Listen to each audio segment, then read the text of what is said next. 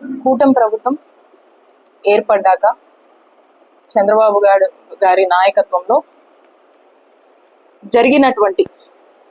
జరుగుతున్నటువంటి ఈ ఏడాదిగా కొనసాగుతున్నటువంటి అరాచకాలు, అవినీతి, అదుపు తప్పినటువంటి లా అండ్ ఆర్డర్, మహిళలకు చేస్తున్నటువంటి మోసం,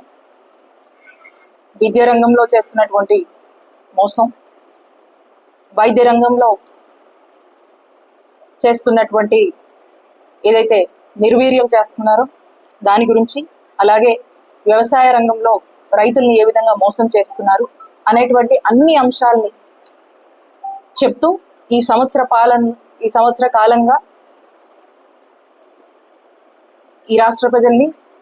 పీడిస్తున్నటువంటి ఈ రెడ్డి పాలన గురించి చక్కగా వర్ణిస్తూ